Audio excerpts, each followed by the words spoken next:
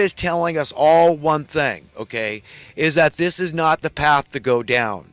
You see, and you can say, man, this guy's all over the place. Look, he's talking over here, talking over there. What the hell's wrong with this guy? But listen, it all conflates. It all comes together.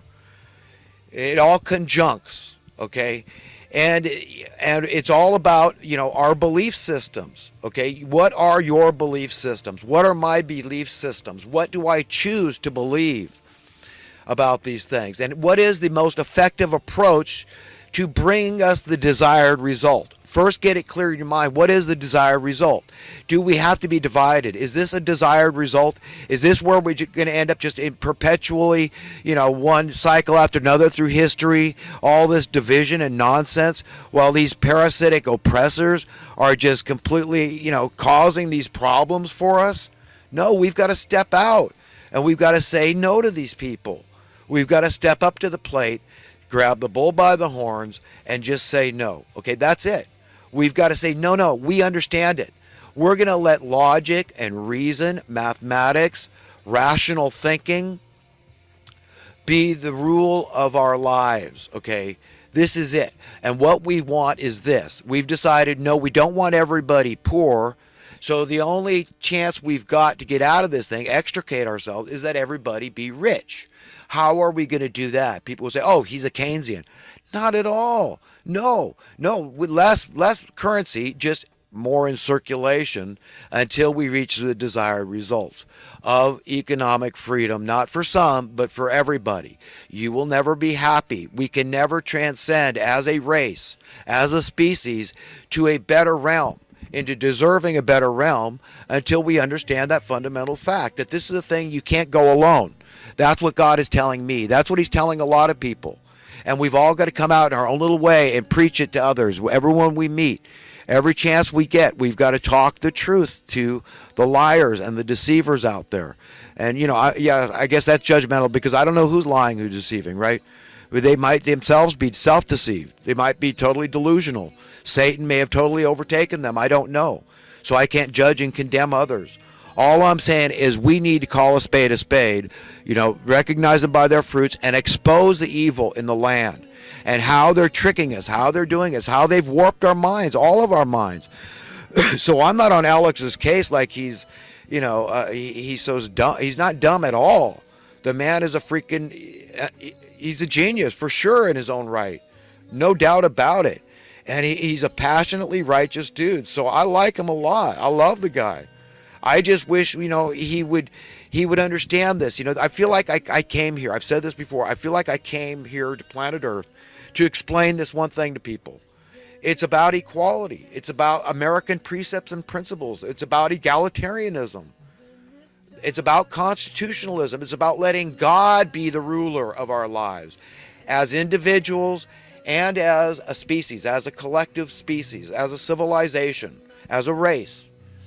I just say, no, God is going to rule my life. We're entering a new age. We're at a one-of-a-kind time in history. It's unprecedented.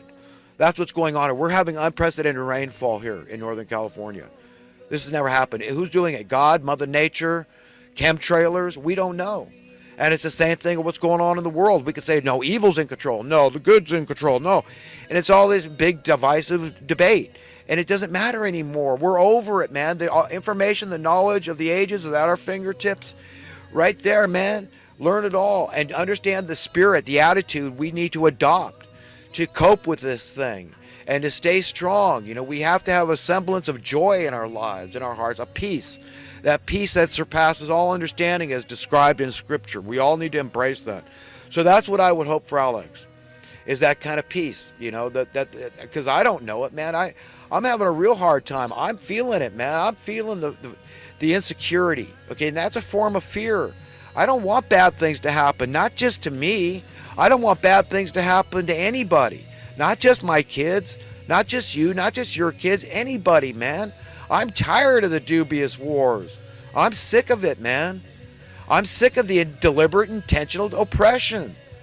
That's what's going on financially, economically. Understand that fundamentally and speak from that point of view. Understand that the Cloward and Piven, it is deliberate by deliberation, by intent. It's intentional. They're reducing our standard of living, and guys like Al Gore are behind it, okay, with this weather thing. You know, we're screwing up the earth. We got to depopulate.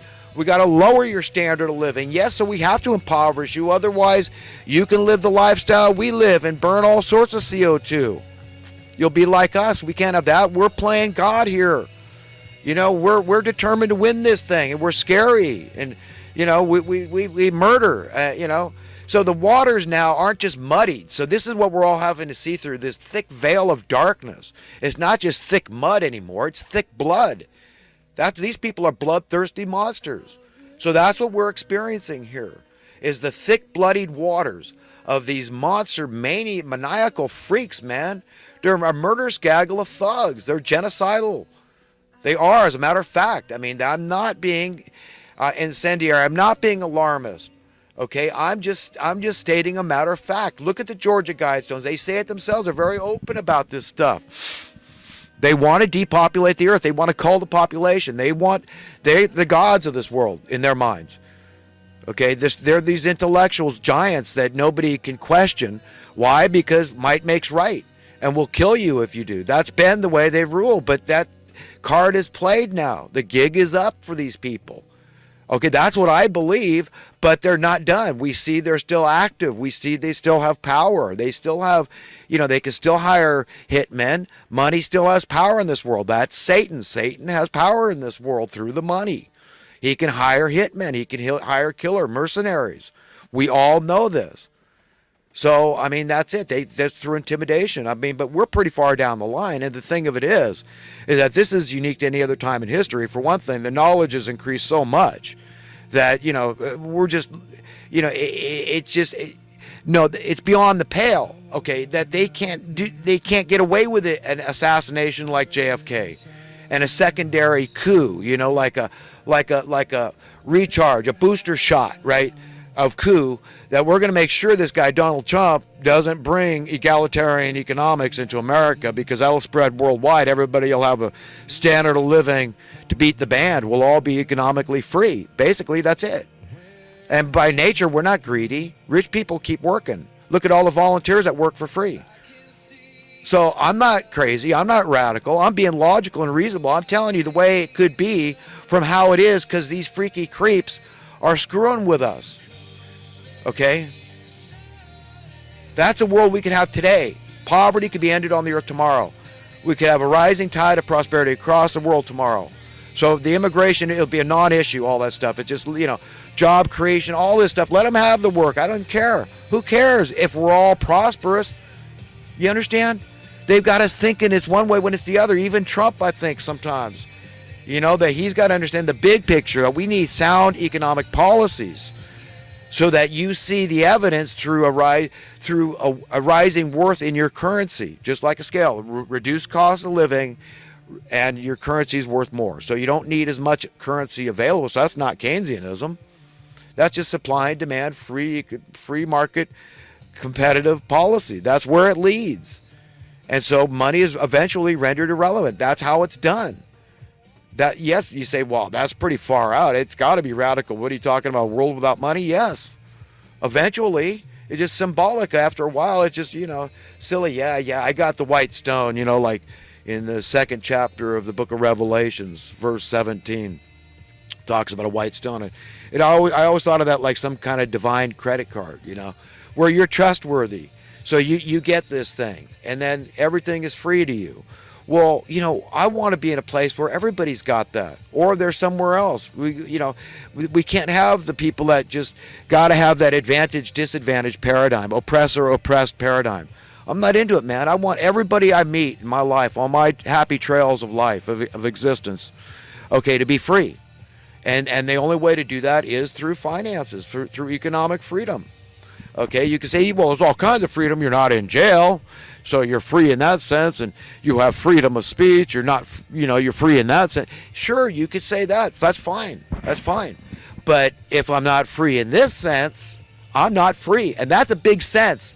That's the one that goes back as far as time. Money's had this power. Satan has had this power through deception.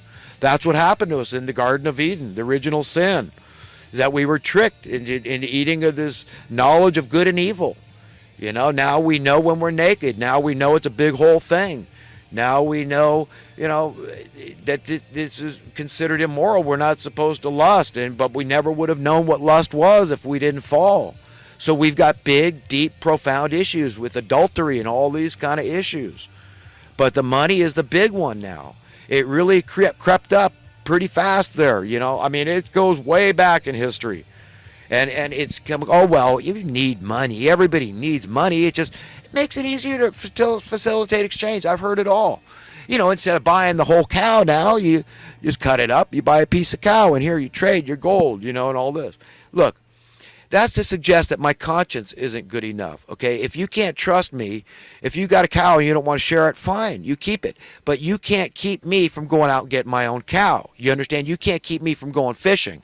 Right now, the fascists have it that way. The crony capitalists, the fascists, the communists. That's how it is right now. Everything's going to the highest bidder. It'd be far better to do things by rationing or by lottery. But now it's just, the Chamber of Communists is in control. And you say anything against economics, that's anything good for the Chamber of Communists says, that's sacrilege, man. You get out of here, okay? That's the attitude that prevails in the land right now. I get it. I know how it works. So what I'm saying, I know it's absolutely, utterly antithetical to everything the system would tell you, okay, that you absolutely need money, but you don't. I'm here to tell you we can get off the junk, and we must get off the junk. We must think so far outside the box, it makes a lot of people's heads spin. But it's not radical. It's not radical. Not if you spend enough time thinking about it, pondering what is God's will. Where are we headed here, man? Are we going to keep this, advantage-disadvantage paradigm in perpetuity? Or are we going to be free? Are we going to understand what this is really all about? You can't run people off the land. You can't say you're homeless and you can't live here because it's public property. You can't live here because it's private property.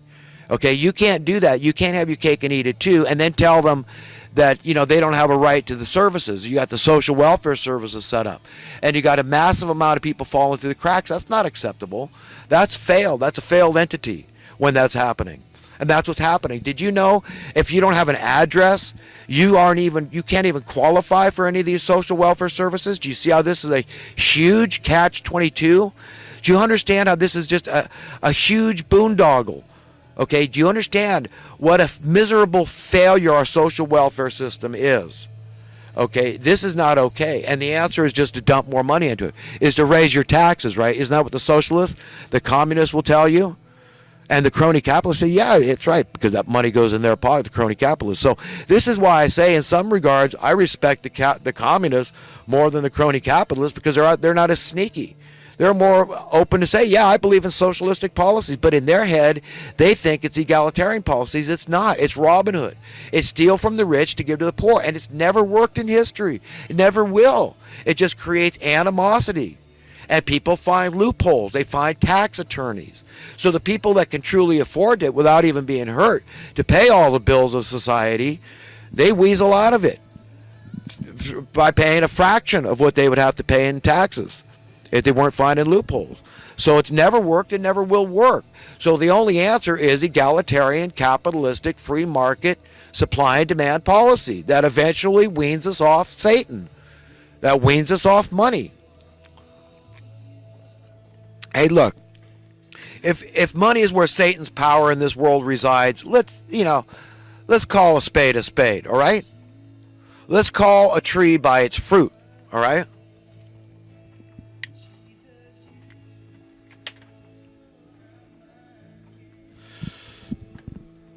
So, anyhow, there's a whole bunch of stuff I wanted to talk about here, but, I also wanted to be brief today, and I don't know how I'm going to do it with the way I'm rambling on here, but I can't really help it. I got to get stuff off my chest at least once a week. This feels so good. I'm so glad. I'm so grateful to Alex Jones for inspiring me. And I know I'm not alone. He's been very influential. And, I think he could do a lot more in the avenue of making peace between the devout communists who really believe their stuff, man. I mean, fine, criticize them, but don't call them stupid, because they're not. A lot of them are very smart, and they believe they are good people. with good conscience. But when you start talking, the wrong way, they cop an attitude too, and that's what's going on here. They don't have anyone nearly as influential as Alex Jones on their side, taking their side, and Alex calls himself a liberal, a classic liberal. I get that. I feel like that too. I feel like a bleeding heart liberal, but I'm also quite conservative too. I want to do stuff logically is what I mean. I mean, what does even conservative mean? What do these terms even mean? Do we know what they mean? We don't even know anymore. But what I mean is I just want to do stuff prudently, pragmatically, logically, and mathematically sound, okay? And as a means to an end. I want to extricate ourselves from this. I want to be happy.